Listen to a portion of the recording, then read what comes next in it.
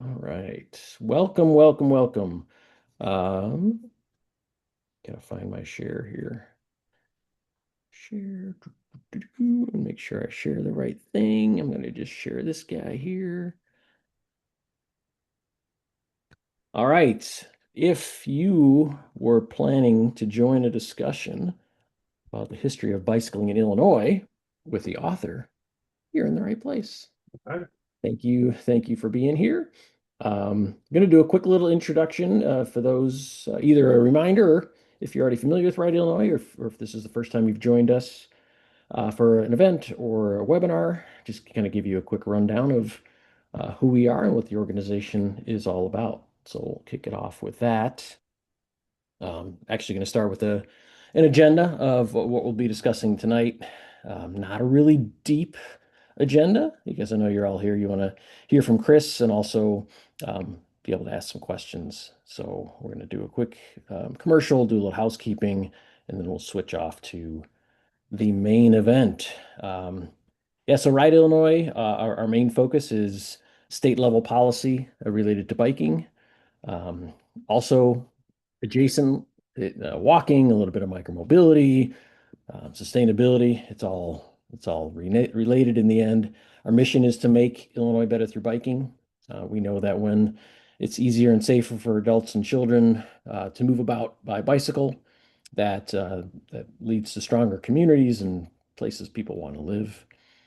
We do have some bullet points there about our vision. I'm just going to call out a couple of them real quick. Our three pillars are advocacy, education, and awareness. So those are the three main focus of the organization. Covers a lot of the daily work that we do. And then I'll call it the last bullet there. We want to make a bicycle an everyday option for personal mobility. We know that a bicycle is practical, sustainable, enjoyable, inexpensive, etc. And we'd love for more people to have the opportunity to do so, to move about by bicycle safely. We're a member-supported grassroots organization. We'll do a commercial towards the end if you're not a member. We'll share an invitation for you to join.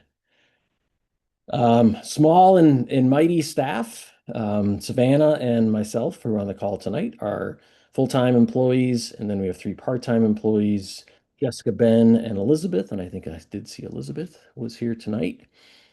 So we'd like to think we accomplished a lot for a small staff, and hopefully you appreciate the work that we do.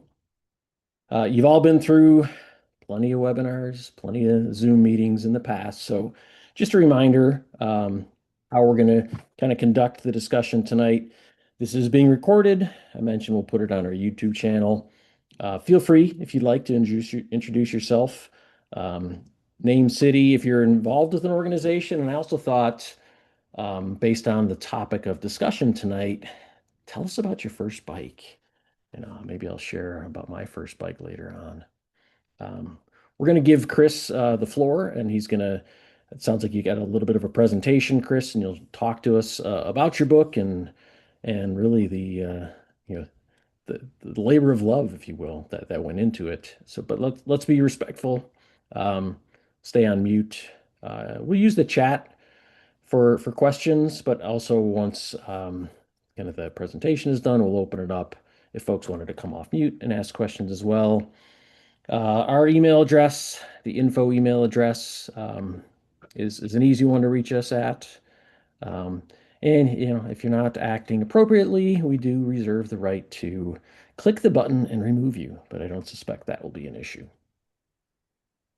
All right, so here's what we're going to be talking about tonight, a discussion with the author, Chris Sweet, History of Bicycling in Illinois, 160 years of booms and busts.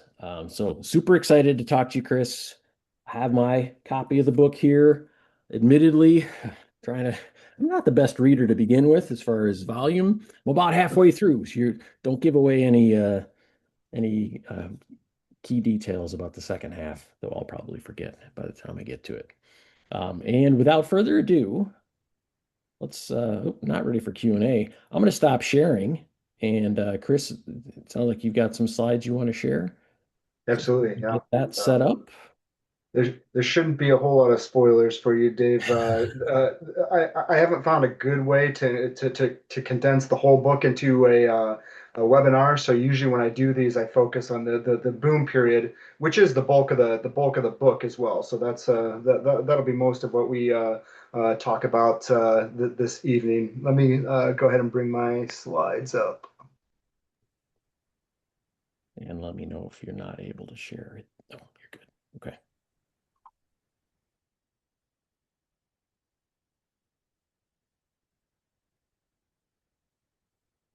Got my slides now, right? All right. Yeah, so let's launch into this. Like I said, the book covers the whole 160 years for less than an hour presentation. I found it better to really focus on this boom period, which it's also the bulk of the book. I don't know what percent, maybe 60% or something of the book focuses on this boom era. So let's get some big picture context about how does one come to focus on writing a book on bicycle history. Um, I'm at Illinois Wesleyan University. I'm a librarian and historian at Illinois Wesleyan. And every 7 years, right, if we have a good proposal, we can take a sabbatical to do research and writing. And I had done a bunch of library science work, but I wanted to go back to my history roots. And I started finding this stuff about Illinois cycling. And I thought at first it was going to be a cool article, and that was going to be enough for a sabbatical. But it only took me a couple weeks of research. Like this is potentially not an article. There's a book here because there's things that people have not written about and don't know about. And not only that, but it's significant. It's historically significant, which is a big part of the argument that I make throughout the book. That it's not just some niche Illinois regional history, but it had real effects on broader American history and culture. So it also helped that I was a lifelong cyclist. I raced triathlon professionally for a couple of years. I've been a race director before. I coached triathlon.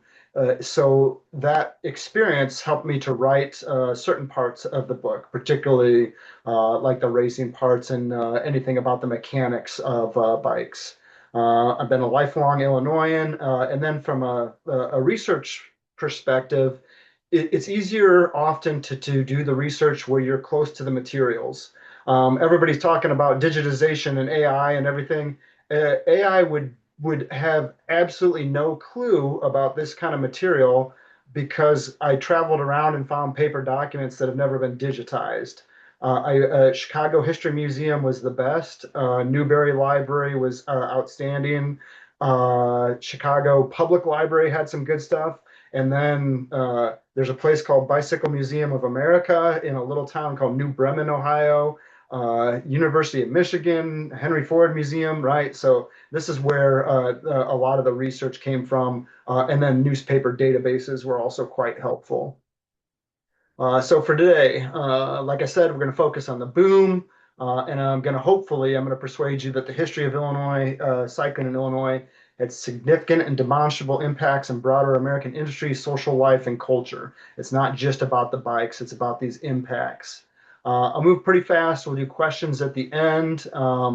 The way that I organize my slides, this has worked out pretty well for me. I kind of prioritize some of the stuff that's the best stuff first, and I'll keep an eye on time. I have way more slides than we have time, so I'll just kind of jump to the end when I keep an eye on the clock. The other thing is, I mentioned this to Dave and Savannah before we got started.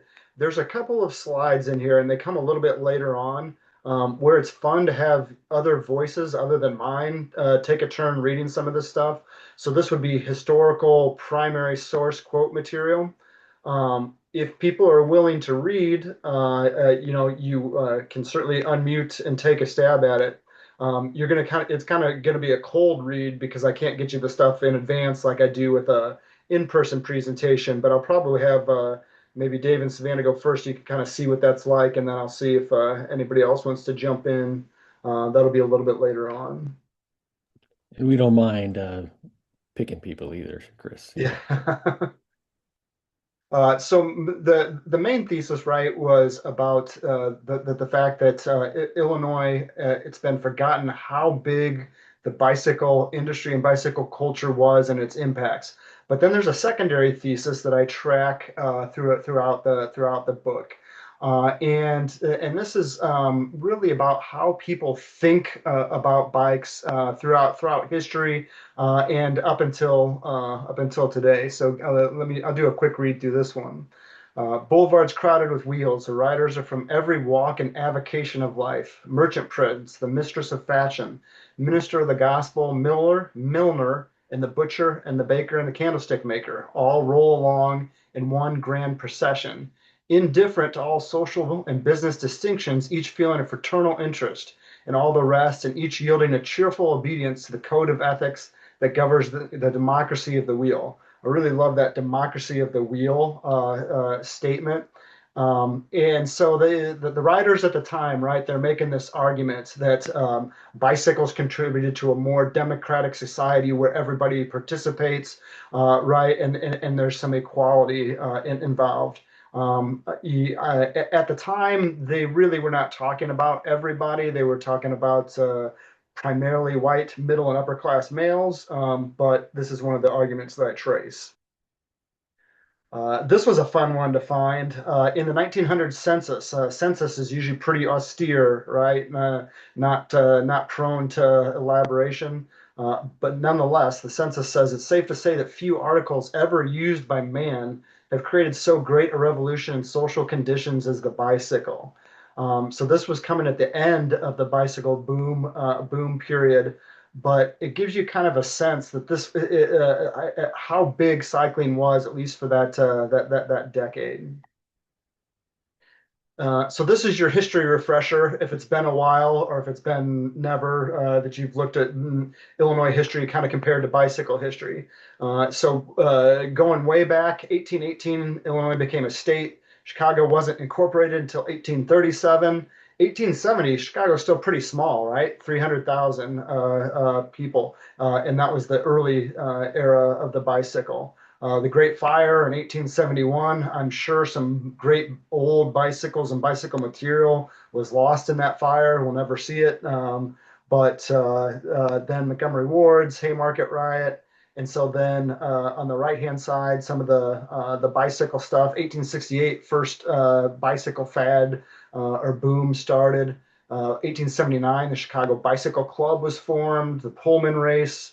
Schwinn wasn't on the scene until 1895, and then the kind of the end of the boom. Next couple of slides. To understand bicycle history, you have to understand the evolution of the bicycle itself. So we'll go through this pretty quick, but it gives us some context for the rest of the presentation.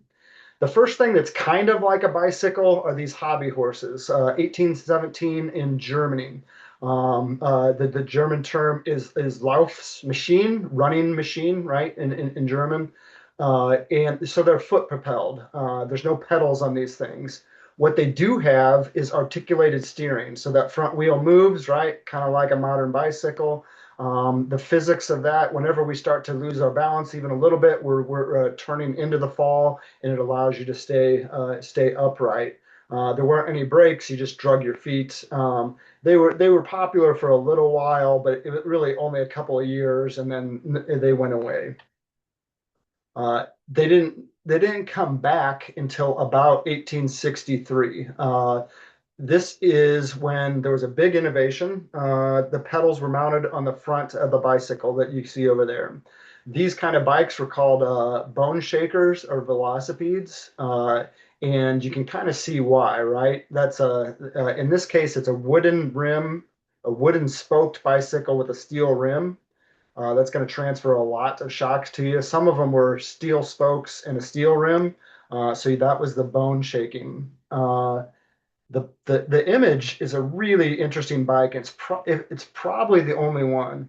We're pretty sure that is a Loring and Keene Chicago Velocipede. So they're the only company that was making these in Illinois at the time. So the first Illinois bicycle manufacturer. It can't be certain, but the images that we have of it are very close to this one with that like suspended saddle. It's likely, but it's not 100% proven for that one.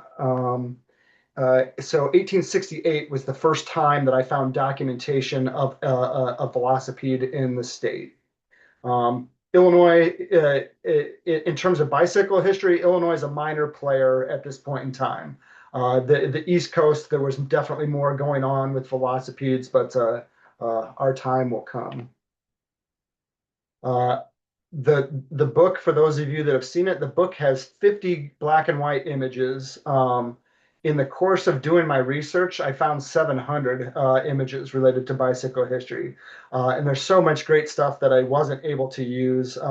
This is really one of my favorite. The Library of Congress owns this one. Velocipede tobacco. So velocipedes were actually outdated by this time period, but it was this idea that bikes were popular. The woman on the bike is showing some ankle, which would be kind of risque at the time. So they used it for marketing their tobacco. People are probably a little more familiar with these. The terminology is high wheel, ordinary, or penny farthing. I'll get to that in a minute. They really came about in the 1870s. Why did the wheels get so big? It was really about racing. People wanted to keep going faster, and they didn't have chain drives. They didn't have mechanical advantage. How do you go faster? You make that wheel as big as your legs can reach. I ride a 50-inch front wheel. A real like somebody that's over 60 feet, over 6 feet, could ride about a 58-inch front wheel. So imagine 58 inches, and you're sitting up above it. You're awful high up when you're on one of these things. They're pretty dangerous because your center of balance is right over that front axle. A little bump will send you over the handlebars. So they were a pretty dangerous thing to ride. But they did have rubber tires, hard rubber tires, and the wire spokes that less bone shaking than the other ones. So the terminology, why ordinary? Ordinary came about after the next, like the more modern bicycle safety design. When those came about, they called these bikes the ordinary because they had been around beforehand, and the new bikes were safeties. Why penny farthing? It's a British term for it, right? It's two coins. The penny is larger and the farthing is actually smaller. It's just the ratio between the two coins. That's where that term came from. So these are starting to look a little bit more like our modern bikes, right? So this was mid 1880s. Safety because you're way closer to the ground. The other big innovation is like they finally determined that like, hey, you know what? We can use a drive gear and a chain, and we can go as pretty much as fast as your legs can pedal because we can take advantage of mechanical advantage. A big sprocket in the front, a small in the rear. About as fast as you want to go with different gear ratios. Um, Pneumatic tires in 1888, and they came really fast to Chicago production after 1888. So they were faster and cheaper, and this is what sets up the bicycle boom. All right, so let's talk a little bit about this. This is more kind of big picture context, but given a sense of like how big the boom actually was. So the League of American Wheelmen, still, it was the big organization of the time in 1896. They estimated that the bicycle economy in the United States was 75 million, which would be about 2.7 billion today. And when they say bicycle economy, that wasn't just selling bikes, it was bicycle clothing, bicycle accessories, races, storage, whatever they could roll into there is where that figure came from. There were about 60,000 workers employed in bicycle manufacturing during this time period. This is an amazing statistic. 1892 to 96, 1/3 of all patents filed in the United States were related to bicycles. Think of all the things that were being invented in this time period. But the country was really bicycle mad, and there was money to be made. So you get the patent and you make the money off of your bicycle design or your accessory or whatever it was. And Chris, if I could interject, I was surprised. There was an amazing number of patents going on. Yeah.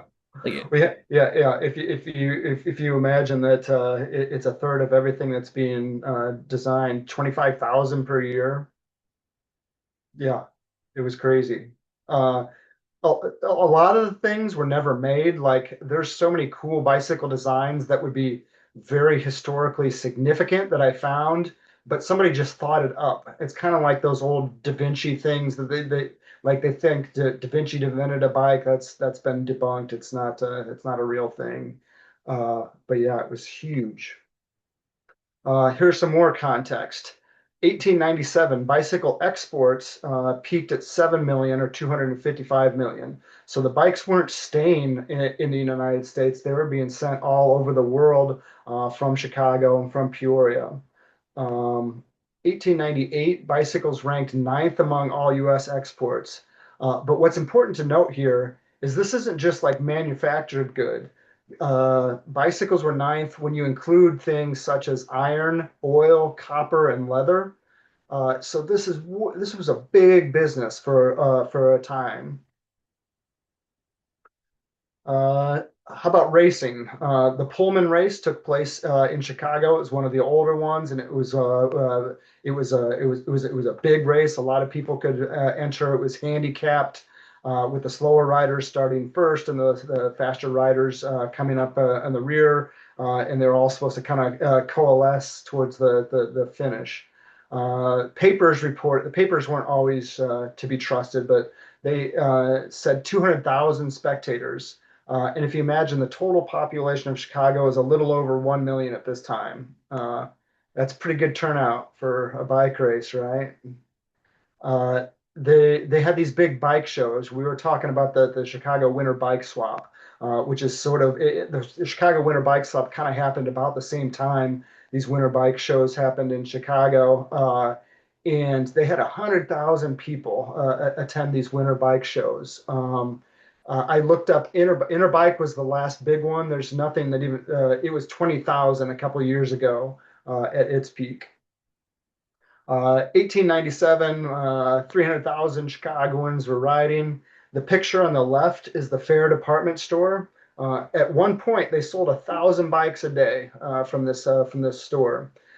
As a historian, that's something I was skeptical of when I see that kind of number. Seems like exaggeration.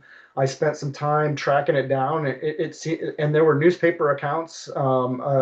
It, it probably didn't go on for 6 months. It was probably like their best sales day ever, but 1,000 did move through that department store.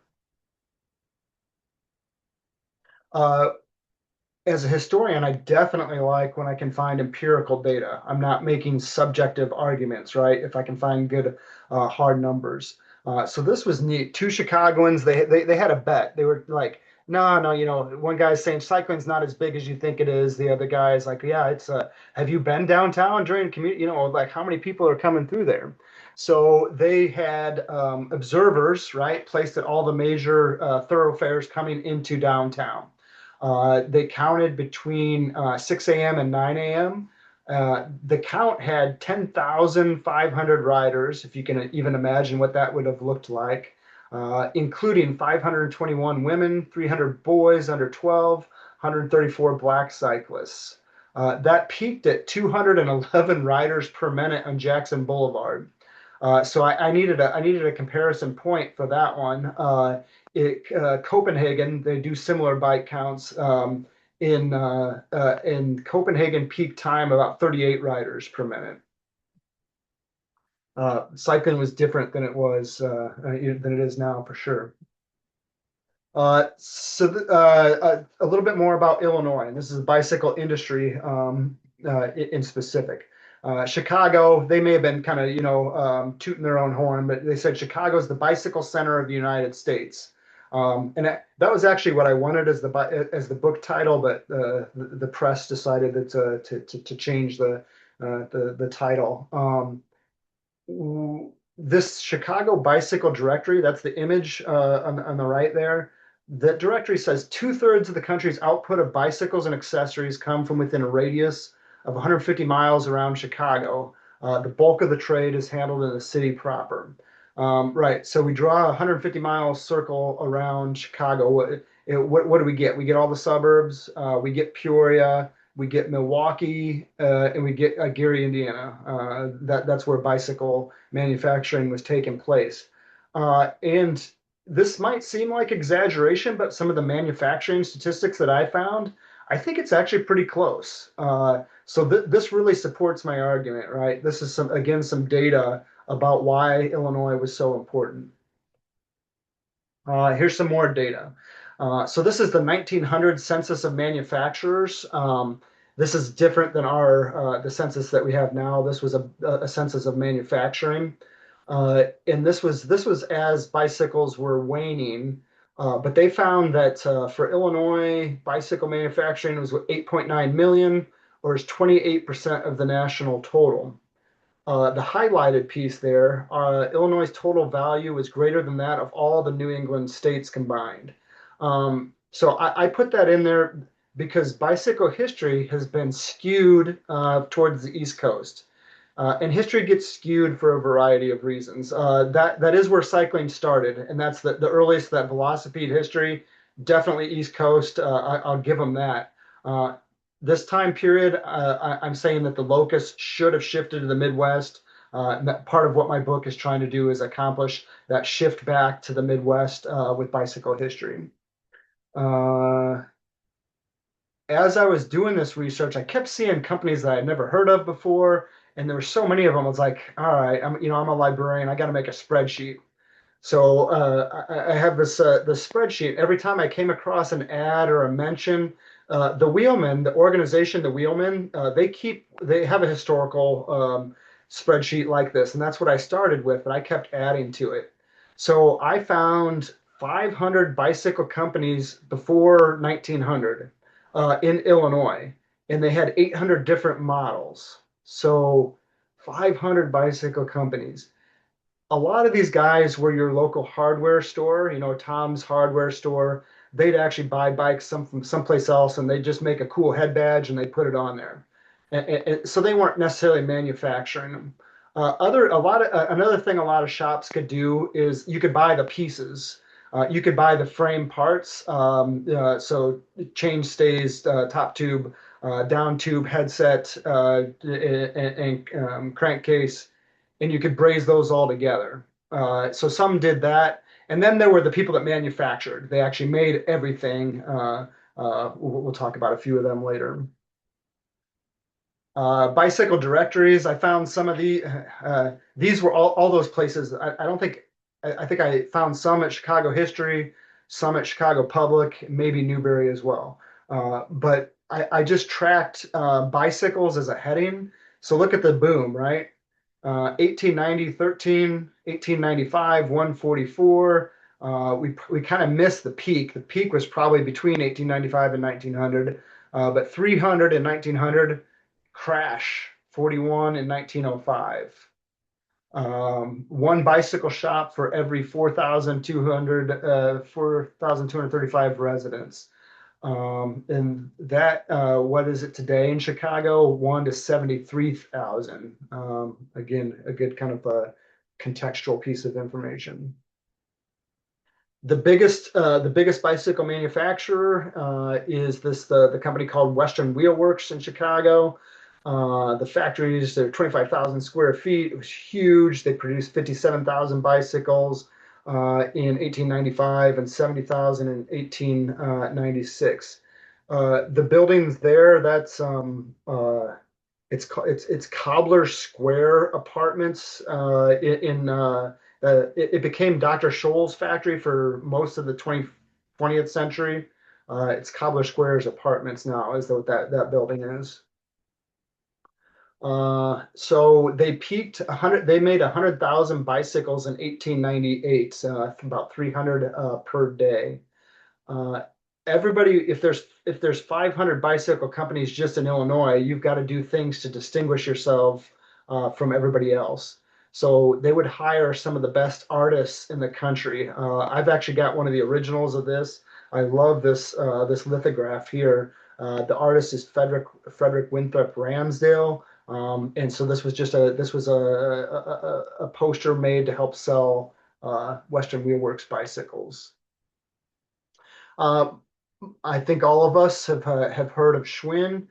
They didn't start till 1895, so Schwinn was late to the game compared to some of these other manufacturers. They would eventually go on to become the most dominant manufacturer in the 20th century. They played a minor role in this earlier part that we're focusing on right now. But they were huge up until bankruptcy in 1992. They moved to Colorado in 1993. The brand still exists. It's got no relationship to the old Schwinn company. It's just a name that's been sold, cheap Asian bicycles at this point, unfortunately. This guy is an interesting character. He's actually from. I live. I work in Bloomington. Live outside of Bloomington in Lexington, Illinois. Uh, he sold bikes for a couple of different companies, and people would hire him because again they needed to distinguish. There was a lot of crappy bikes on the market. So if Baby Bliss, he claimed to be 500 pounds and sometimes bigger, if he could ride the bikes and they hold up right, your bike is durable. um, so Dave, do you want to take a stab at the Baby Bliss quote that I'm going to load up here? Yeah, I'm game. It's got some dialect, so Oh, this is the most challenging one, but see what you can do with that. oh, all right. Yeah, so I'm not going to throw in an accent or anything, but You all kind right. When he of when he gets onto his wheel, you ought to see him. He's a sight. No, the wheel ain't any bigger than any other. When he gets on, you wouldn't believe it would hold him, but it does, I tell you. He's a sight. He's 23 years old and bigger than you and Papa and Grandma all put together. He's good-natured too, and he likes to have the kids follow him. I followed him in the afternoon, and he never said a word to me except when I got too near. And he says to me, he says, "Get out the way, kid, or I might fall on you and squish you." And I got out of the way, you bet. well, well done. If you want to read something that's easier than that one, there's no more dialect in the rest of mine. There'll be a couple more coming up in a little while here. One of my other favorite images from this time period. This is another big Chicago company called Gormulli and Jeffrey. They made the high wheel style bicycles and then the safeties. So kind of look and see what's going on here, right? We've got a Native American on a Gormulli and Jeffrey bicycle riding away. You see the horse, right? He killed his horse for progress, right? The bicycle is so much faster and more reliable than riding his horse. Shot his horse and is riding away on a bicycle. I liked this image when I came across this one. Uh, so that was kind of big picture stuff. We're going to talk now about some of the important impacts, social and cultural impacts. Why does this matter, right?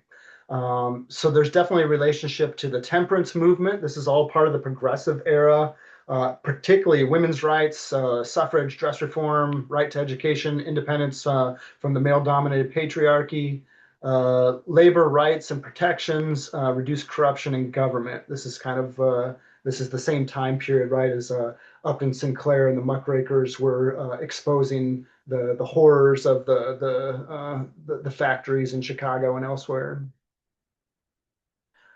This is also the same time period as the rational dress movement. Rational dress movement was bigger than cycling. It was not just cycling, but it came at the right time where cyclists, and especially women cyclists, they moved this dress reform movement forward because it's impossible, right? You cannot ride a bike in a great big Victorian hoop skirt with whalebone corsets. It just doesn't work. The rational dress movement, they wanted to get women's dress to not exceed 7 pounds. That's what they're hoping to get it down. That was the reform, to reform down to less than 7 pounds. So you can imagine what they were wearing before that. Savannah, you want to try woman and her bicycle? I can give it a go. Okay. Okay. When a woman wants to learn anything or do anything useful or even have any fun, there's always someone to solemnly warn her that it is her duty to keep well.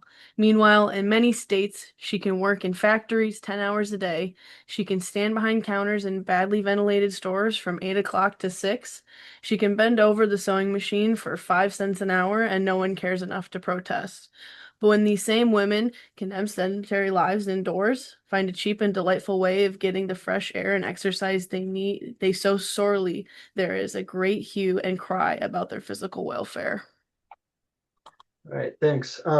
So bicycles came at an inflection point, right? This is an inflection point in American history when women are pushing for further independence. They're starting to become college educated. They're living alone outside the home. They holding down jobs. And bicycles were part of this image of the new woman, and kind of they were seen as the champion of the new woman. Somebody want to try Susan B. Anthony on bicycles and dress reform? Somebody else out there? I I can do it, but it won't sound period correct. That's all right. Hmm. Let me tell you what I think of bicycling. I think it has done more to emancipate women than anything else in the world. I stand and rejoice every time I see a woman ride by on a wheel. It gives women, oh, sorry, it gives women a feeling of freedom and self-reliance. It makes her feel as if she were independent. She takes her seat, she knows she can't get into harm unless she gets off her bicycle. And away she goes, the picture of free, untrammeled womanhood. Thank you. Thanks. Um, so Susan B. Anthony, a big figure in American history, the progressive era, women's rights. So this quote is this appears in a lot of bicycle history. I'm certainly not the first person to share this one or to find it, but it shows that bicycles were changing those social norms, pushing on the standards, and people like Susan B. Anthony were taking note. And she talks a little bit about bloomers as well, the bloomer costume. I'll get this one. This one's quick. So the real boulevard girl. I'd rather ride my wheel astride and have my handles dropped than sit erect and be correct as though my spine were propped. I'd rather ride a race at a killing pace and ride in a higher gear than slowly creep along the street because the fines are dear. I'd rather wear the bloomer's fair and sport a sweater gay than wear a skirt and fancy shirt to please some squeamish jay. So my book, I had to define culture first, which was I probably spent a day trying to figure out what my definition of culture was and how it figured into this book. Because I mean, we all kind of know the things that go into culture, but what was the definition? And my definition includes, things such as sheet music, such as social norms and customs. So this is a sheet music cover over here. Dress goes into culture, literature goes into culture. So you see how this all kind of comes together when we talk about bike culture. This is more about how people responded to this changing of dress norms. Um, August 11th. Oh, I need the this is mid 1890s. The Chicago police appeared in Jackson Park and they banned all cycling costumes. The alderman decided that any woman dancing in bloomers was to be treated as a common prostitute. Uh, Bloomers, you can see it's a little bit of my image over here on the right. These are like a split skirt, huge, very big. It looks like a skirt when you're not on a bike. But this was so challenging of social norms that they were being considered as prostitutes. I think this is a good one. Anybody want to try Chicago's police captain on women in bicycling? I am not an advocate of the use of the bicycle among women. Women of refinement and es- exquisite moral training, addicted to the use of the bicycle, are not infrequently thrown among the uncultivated and degenerate elements of both sexes, whose coarse, boisterous, and immoral jesters are heard and seen while speeding along our streets and boulevards. A large number of our female cyclists wear shorter dresses than the law of morality and decency permit, thereby inviting the improper conversations and remarks of the depraved and the immoral. I most certainly consider the adoption of the bicycle by women as detrimental to the advancement of morality. McCullough, 17. Yeah, yeah. Yeah, thank you. I mean, it's a little bit of a challenge seeing this stuff for the first time. I appreciate you guys jumping in and reading. Uh, but the point again is that this was a big challenge to social norms at the time. It seems kind of from a 21st century vantage point, like what so what? Women are riding, and they get they're changing the types of clothes that they wear. This was a big deal. It was debated on and on and on. What else? So here's a this I've shared a couple of these from Puck magazine. Puck had these great color lithographs. So this is the bicycle, the great dress reformer of the 19th century. So you've got some male Victorian dress on the right, female Victorian dress on the left hand side, and then the two cyclists, right, with their modern dress in the middle there. I've got a collection of these stereo views. Stereo views were really popular at the same time as bikes were. People, you would like collect these when you went on vacation. Everybody had them in their parlor. So you're sitting around having a coffee or a cocktail, and you'd look at everybody's stereo views. So this is the new woman, right? She's saying, "Sew your own buttons. I'm going for a ride." This is another one. She's telling the husband, "Have dinner ready at 1, dear." He's doing the washing. He's taking care of the kids. She's heading out for a ride. This is another good one that's worth reading. Anybody else feeling like taking a stab?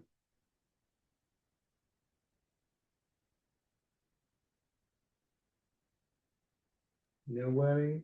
No brave souls. I'll take it. This is a long one. Here, I have it. The practice of running down women riders is not as general as it should be, for they are, with a few exceptions, the greatest nuisance ever met with on the boulevards. One woman on a bicycle will cover the entire boulevard, zigzagging back and forth, and will effectually prevent anyone from passing unless he does succeed in running her down. A woman takes advantage of her sex and makes impositions that a man would never think of making. She expects, because she is a woman, that everyone driving or attempting to drive past her will politely stop his horses until she has fully decided in her own mind, if she can decide, how small a fraction of the road she will deign to grant him. And then he will be permitted to meekly trot his horses over the allotted portion. It would be safer to attempt to pass a circus parade than a woman on a wheel. But when this road cover is multiplied by 2, 3, or 4, it is a foregone conclusion that they have possession of the earth. Yeah, thanks. I've looked at this one other times. Like, can I cut it and make it a little bit smaller? But every sentence in there is like, I don't want to cut anything out of this particular quote. If you go back, if you read newspapers at this time, this is the era of Mark Twain, right? So satire was highly valued. My guess is that this is a satirical piece. Like in the context of the rest of the article, it's not clear. This newspaper article. This was the Chicago Tribune, 1896. It reads like satire, but did the Teamsters that were driving the carts treat women like this and think, yeah, so like good satire, there's a grain of truth to it. Okay, so some other things that were going on with bicycling. The doctors at the time, they didn't really know what to do with it. Some of this was tied to the patriarchy, right? So we can control women if we scare them with fake health problems, like bicycle face from people hunching over their handlebars, bicycle walk, like if you ride your bike too much, you're always going to look like you're riding when you're off the bike. Bicycle hump. Your spine is going to be permanently hunched over from riding over the bars. Bicycle gums, fast cycling in cold air. You know, your teeth could fall out. So they're trying to scare people, and particularly women, away from riding. Uh, there were a lot of unfounded claims about cycling and female infertility, right?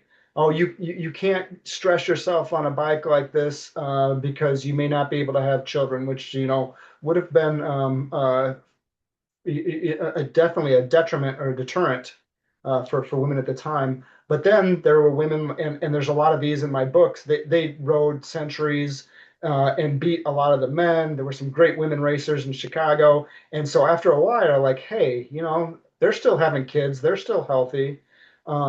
So my side note down there, I think this is hilarious in a very sad way.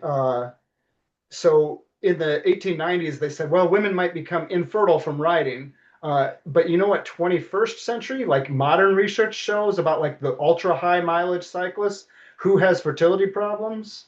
It's not the females. Another great image here. This is from a St. Louis paper. This is some of the women racers. So the top pictures, right? This is according to the newspaper illustrators. This is what the women looked like before their a couple of days of racing, and then the ones below are what they looked like after a couple of days of racing. So again, this is sort of back and forth. So these are don'ts for women's riders, things that they shouldn't do. I think I cut this off. I think it goes longer than this. Some summary. I want to cover. Let me see a couple more. Ooh, yeah, I want to get to question. Yeah, that's interesting. This what you have on now, Chris. Yeah, there's a part of one of my chapters about the way that religious institutions responded to the bicycle. And again, in the 21st century, this seems kind of crazy. Like, why would they care? Why, it's just a bicycle, right?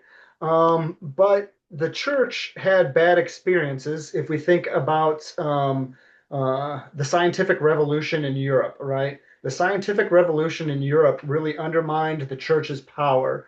So the church, in turn, was skeptical of bicycles and technology.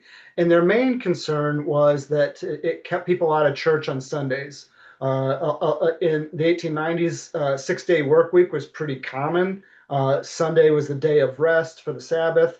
But then more and more people were skipping church to go riding. So clearly, bicycles were the work of the devil, right? Uh, that was my context. No greater crime against civilization than committed the action of bicycle clubs to hold their meets and races on Sundays. It's a question of health and civic virtue. Trample upon the religious use of Sunday. This is another Puck illustration. Puck says, "Well, if the cyclists are going to leave, why not have a cart when you can just do your sermon and the bicyclists can follow you?" Dwight Moody, he had multiple sermons where he railed against the bicycle. This is one of his sermons. He says, "I don't believe that any can say the vast throng of young men in our cities, I'm sorry to say bad women too, on their bicycles, going off in the country and the fields and the woods to spend the Sabbath trampling on the law of God into the dust, filling their pockets with Sunday newspapers, and these are their Bibles. It wouldn't have been tolerated a few years ago." This is another social inflection point, right? The church against the cyclists. That one's good, but we're going to skip it. So some of the more progressive churches, this was in Chicago. They decided, well, let's offer bicycle valet parking in the basement of the church. Let's get the cyclists to come. They can ride to church. You don't have to worry about their bikes being stolen. and then they can ride home afterwards. So some embraced it, some imposed it. I think I am going to now jump ahead. So you're going to have to pick up the book for some of the other stuff, the bicycle politics, bicycle clubs. There's some really interesting pieces there. This is bicycle racing. And I want to come to here. Good. One slide. I gave myself one slide for 1900 to 2025. Again, you want more detail, you're gonna have to pick up the book. Bicycling becomes less important to American life and culture. After 1900, it was only partially the automobiles. There's a number of other reasons. Bicycling became way less popular. But Illinois, and particularly because of Schwinn, they continue to dominate the bicycle industry. There was many extreme booms and busts. Some of these were tied to world wars. Some of them were designed to bicycle design, right? The Stingrays was a big bicycle boom. Then like the Schwinn, the 10 speed, like the Schwinn Collegiate and stuff, the 10 speed bicycles, the fitness movement of the 1970s, environmental movement in response in part to the Arab oil embargo, the COVID pandemic, the most recent of the booms that we've lived through. And in the 21st, this is that argument about social justice and egalitarianism, right? I make the argument that bicycles are just in the last couple of decades starting to live up to that potential. So reduction in pollution, traffic alleviation, health benefits, some of the bicycle co-ops that are in Chicago and other towns, bike share programs. So we got Lance Armstrong over here. It's not about the bike. In Lance's case, it was not about the bike because it was about the drugs. I like what he said about it's not about the bike. It's actually one of the things, like, oh, Chris, why you must love bikes so much to, spend 10 years writing this book about them. And that's true, but there's no way I've written the books if it didn't have these larger social impacts. I think that's part of the reason that the book is important and makes a contribution to American history. So what kinds of things? The rise and fall of Midwest manufacturing, how important is that to us to understand the drivers between the rise and fall of Midwest manufacturing, which is partly the bicycle story? I think it's pretty important. The development of the automobile, how did we get there? Bicycles played a role. Gender roles and women's rights, urban planning and transportation infrastructure. There's a book out there called The Roads Were Not Built for Cars, and it talks about how the highway system and roads were designed by cyclists before cars were ever on the scene. Leisure time. All right. This is a new slide. I was thinking about bicycle heritage, and I was thinking about Ride Illinois, and I was like, I got to have a slide about heritage bicycles in Chicago. It's such a great way to wrap this all up. But I think, especially when I was thinking about Ride Illinois and people for an audience, whether you know it or not, every time you go out for a ride, you're connected to this tradition. Why is cycling still popular in the state? Some of it traces all the way back to this time. It's a cyclist that learned to ride and taught their kids, and they taught their kids. There's connections here that we can't see. When you participate in bicycle advocacy work, you're continuing the work that Illinois cyclists, they started this in the 1880s, and they made pretty good headway, and then we lost a lot of ground for a lot of the 20th century. For example, when you ride a bike with SRAM components, you're part of this legacy of Illinois bicycle manufacturing. SRAM is designed in Illinois and mostly manufactured in Asia.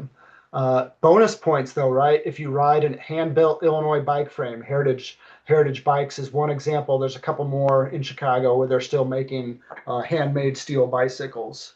So heritage matters and history matters. This is some of my big arguments there. And that gets us there. If you're interested in the book, you can order it direct from the U of I Press for 30% off. I think it comes out to being about the same as some of these other options. I like bookshop.org. Bookshop, you can designate your local independent bookshop. and they get a portion of the funds. So I prefer that over Amazon or Barnes and Noble. It is on Amazon though as well. And now I went, yeah. Oh, No, as you're long as people want good. to stick around and have questions, yeah, yeah. I skipped some good stuff, but that gives you a sense of what the book's like. Yeah, thank you, Chris. Appreciate it. Hey, Chris, this is Jim, if I may. Perhaps I just put something in the chat, but right when I was done typing, you finished things up. I was wondering if you came across the history of if your book started about back in 1860s and then around 1893 when the first tubed wheel bike came out, or plus or minus a few years, the editors in France decided to put on a race at the time called Paris to Brest and back, and it was an 8 or 9 day, 1,200 kilometer race. And they wanted to know how far someone could go on a bike pretty much without stopping. Hmm. And then 10 years later, in 1903, the Tour de France was invented because there were a lot of people that were doing it really fast. And technically, that long distance ride, endurance riding, was not a race, it was an endurance ride. But in 1903 is when the Tour de France came about. But did you come across that in your research? Yes, a lot of the racing stuff, I just try to keep it as focused on Illinois as Yeah, possible, true, and then true. put it in that world context when I could, Yeah, because a lot of legitimate world records were set in Illinois for sure. So there's a whole chapter on racing, right. and the endurance records from this time period were crazy. There were cyclists that were doing like a century a day for most of the year, just getting out Mhm. riding 100 miles to try and see who could have the most for the year. Right. There was an established record between Chicago and Washington D.C. So this is an endurance ride, and they would break that record. And like to set the record, they'd ride like 2 days before they even took a break. They just and so they kept, and there was check-in points that you had to check in order to Yep. establish a record there. So yeah, the racing was big business. Some of the best racers in the country and the world came from Illinois. During the Chicago World's Fair, I've got a chapter on the World's Fair. The very first bicycling world championships was held in Chicago, Hmm. and not a lot was known about that. And I think it's kind of important. The first time that there was a attempted to have a world championship, it was actually more like a national. Only a few international competitors came, but that was the first world championship, 1893. Hmm. Thank you. You know, We got a couple. I sort of was daydreaming and I missed Jim's question. It may be similar to mine, but thank you for this presentation. It was I learned, you always learn something new when you don't expect. But my question is about marketing. During this time, was the bicycle marketed as a transportation, or was it supposed to be a toy or recreation or for racing? Do you have any kind of timeline on that? Like, what Hmm. was the popular thing at this time? Racing or At the, transportation? at the time that we're looking at, they marketed to all of those segments very intentionally. Uh, because cycling was so big in American culture, there was children's marketing, there was women's Hmm. marketing, there was bikes that were designed. There was like 12 and 13 pound steel bikes with wood rims, 12 or 13 pound racing bikes, and they were very much marketed towards the racers. Hmm. There were tricycles for a while that were marketed towards the elderly. So because this was such a big business, they had marketers working on all these segments, all the different types of newspapers and magazine publications. They were very targeted in their marketing, and they were going after everybody. Hmm. Now this changes. This changes in the early 20th century You think about some of the early like Schwinn's and Monarchs that from the 1930s and 40s. They look like the cars of that era, and they look like motorcycles. Big balloon tires, a lot of chrome, bright colors. They were after a teenage market and a kids market for sure. At that time point, that was the big market. But the boom, they were selling to everybody. Hmm.